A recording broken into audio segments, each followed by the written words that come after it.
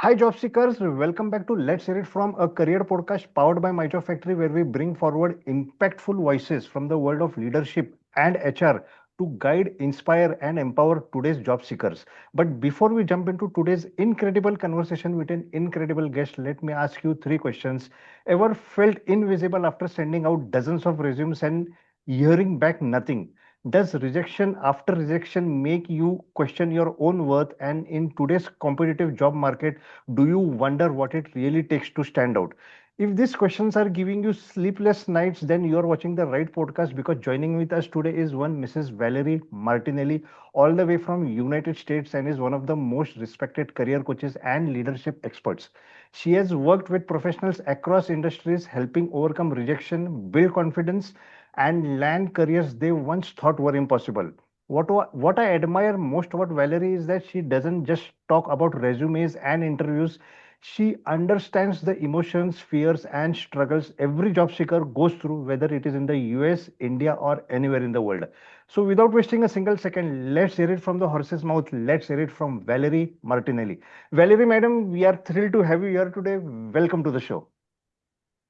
For having me. I'm excited to be here.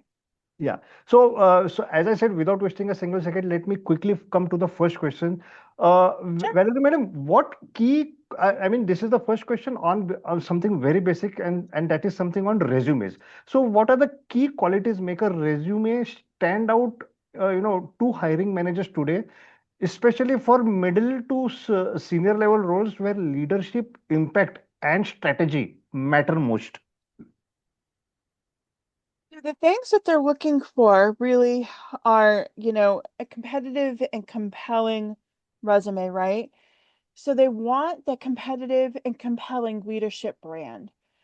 And while that brand can obviously spill over from your resume into something like LinkedIn, and I do urge people to use that, but that's a whole other thing. We won't get into that right now. We need to clearly demonstrate that inside of a resume, right? Okay. Achievements, accomplishments, things that are appropriate for the role. So we need to talk to them almost like you're marketing a product or a service, right? Great. For that employer, that potential employer, because basically you are marketing yourself. You are that service to them, right? You are that product for them. You're there to solve their problems.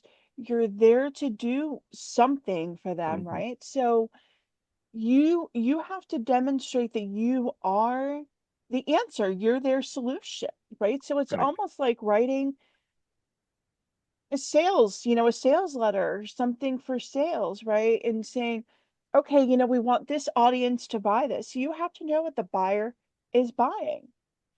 You have to know what their pain points are, and you have to know what they want. So in order to do that, right, you have to be able to talk about yourself very well. And I know that's very hard for people, At times, but yes. Yes. Yes. yeah, it can be very difficult for people, but you need to be able to take that step back and say, I've achieved this, I've accomplished this, and here's what I can do well. And I can stand tall in that and be able to talk about that in a resume and or an interview. And that is something that they're really, really looking for. You have to be confident in that. That's it. That's it. So, in short, you need to sell yourself, you need to market yourself. With this, I quickly come to the second questions. I've meet many, young professionals, young as well as, experienced, who believe that they have a unique value proposition, they have a unique personality, but then how can they clearly define and communicate it effectively, both on their resumes and during interviews? I don't believe everyone has a unique value proposition Right. because really we all have something special about us, right? So let's just say that right off the bat, okay? Um, but to actually craft and communicate that, you need to first really be in tune with yourself, honestly, because you need to be true to yourself first about who you are and about what your goals are and what you want out of your career and your life. One of the things, and you had said this, but one of the things that's very important to me is I'm very holistic about when I coach or when I write a resume about the client, because what you do every day to me spills over into all of your life. So you have to be, I take a very holistic approach to this, but it's very important because you need to know your values. You need to know what drives you. You need to know what kind of work motivates you. And part of that is really getting to know yourself and Right. getting Right. comfortable with who you are. And that's okay, right? We're all different people, and that's fine. But knowing all of this will help you understand the impact that you want to have in the workplace and in the world, right? So being able to take that step backwards and then take that step forwards, because these will also help to become your key differentiators in Absolutely. that job search and in this, right? Because then we're learning all of this information, and it'll become important to know your value proposition, because we'll then know these key differentiators, and then I can help you document that in your resume and then communicate it in Absolutely. interviews, because the resume can almost become an extension of your talking points for an Absolutely. interview. Absolutely. Madam, moving on to the next question very quickly. My next question is just a slightly extension of this current question. It's on basically personal branding. Now the job market is so high, personal branding seems like gaining more importance than ever. But how can professionals, young as well as experienced professionals, build a strong personal brand without sounding self-promotional? So right off the bat, I want to say that lack of personal branding really can equate at this stage where we are with things to lost career opportunities. So that right off the bat, I want to clear up for everyone, don't do that. Okay.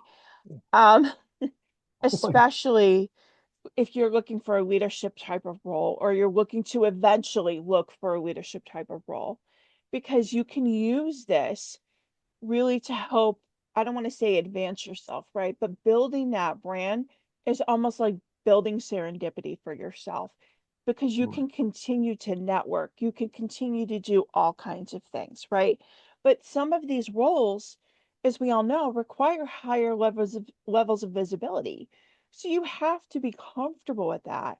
And I think showing that, and showing that you know how to handle some of those things when it comes to maybe like crisis communications, right? And knowing how to be visible with that, and being comfortable and knowing what to say and what not to say, when to say it and when not to say it, is Right. very important. Um, but LinkedIn is really a great platform to build one, right? You Right. absolutely do have to start there. Start off by sharing some of your thoughts. Comment on other people's posts, share their posts. You can start by taking these very, very small steps, right? And when I say comment, I mean, don't write 2 words, please. Write something insightful. Um, we all have something smart to say Correct. about what it is that we do. So Absolutely. share that. Don't be afraid. That doesn't mean that you're bragging. That doesn't mean that you're being overly self-promotional. Yes. It's good to show what you know.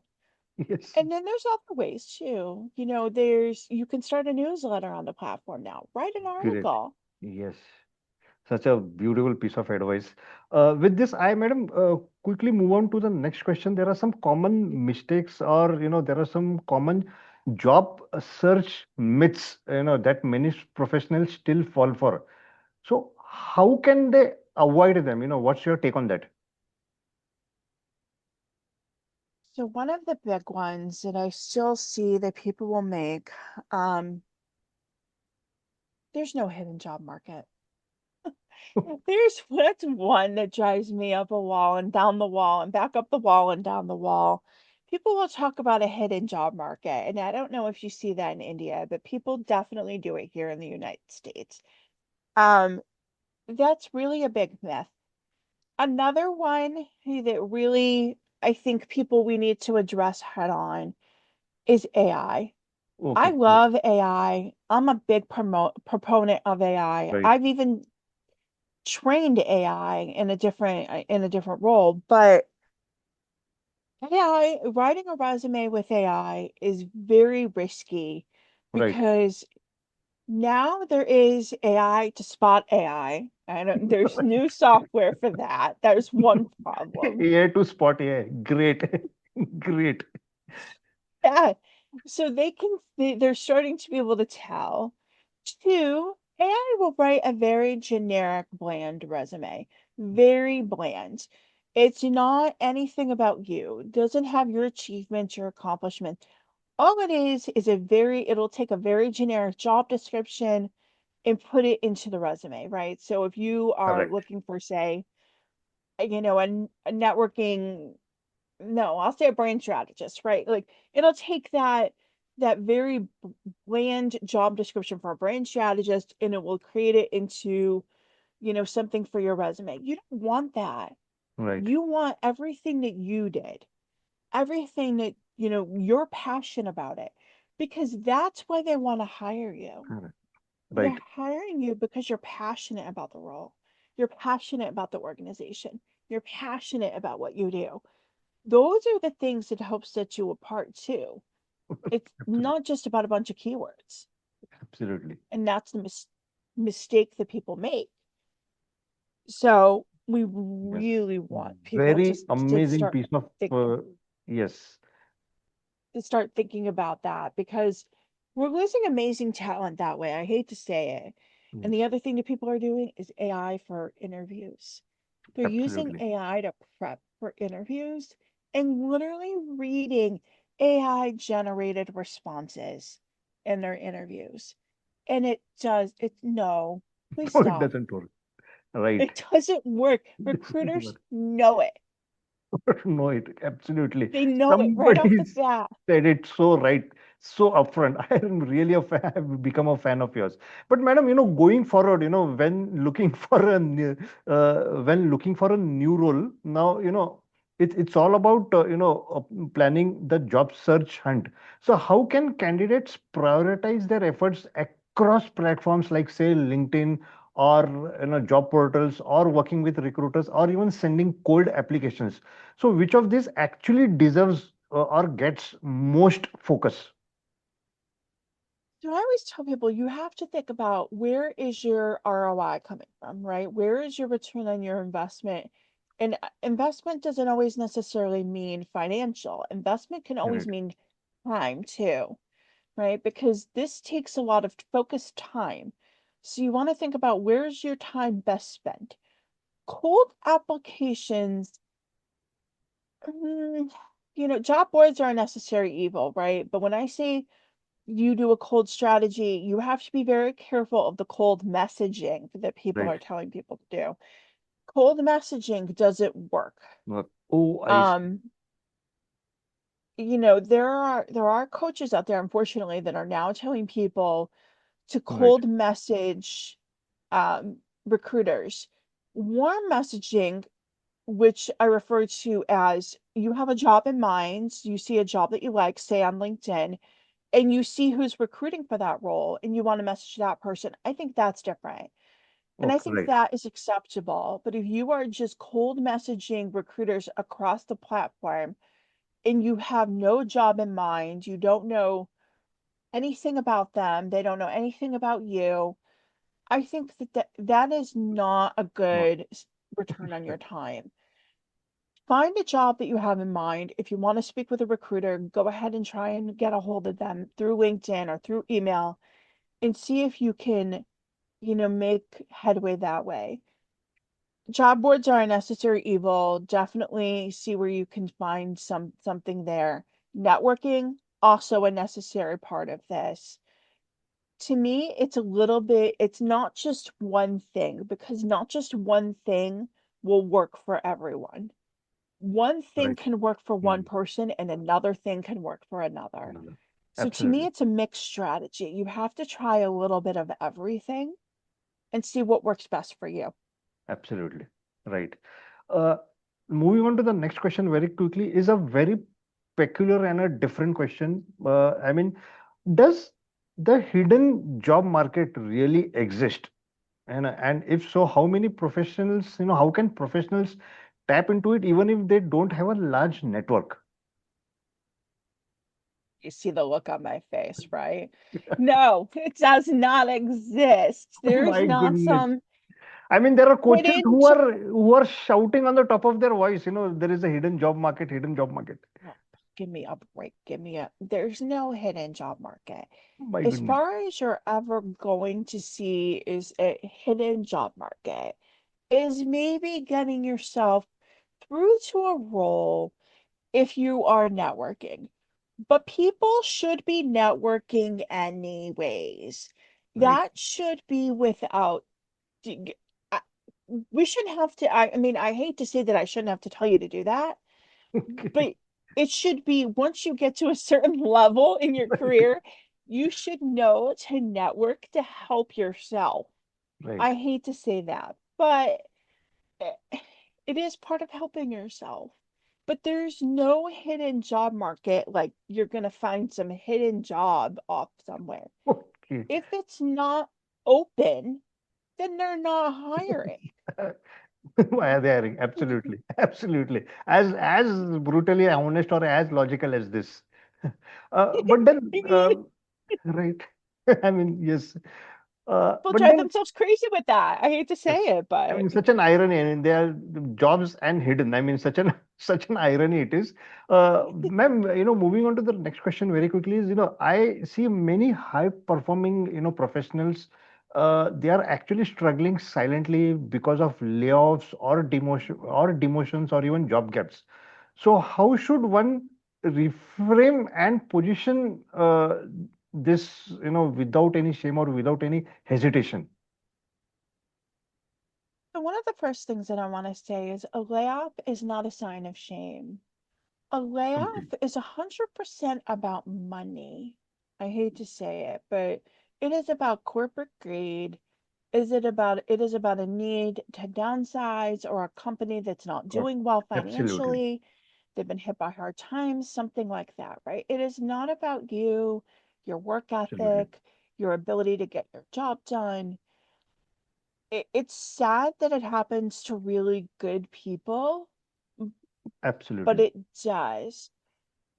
But the way that I try to tell people to reframe it is to look at it like a detour, right? If you were driving down the road and you got stuck taking the long way versus the very short route that you wanted, right? Say there's an accident and you can't take that very short route.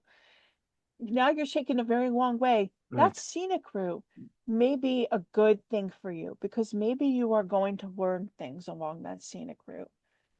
Maybe there are other things that are meant for you to stop and learn. And I know that's not usually what people want to hear because they want to get there the fastest way possible. Right. It, Always, we're impatient. Fastest way, hurry up. I want yeah. it now. But that's not the way life works sometimes. I'm sorry. Right. And sometimes we need to stop, take a breath, and learn.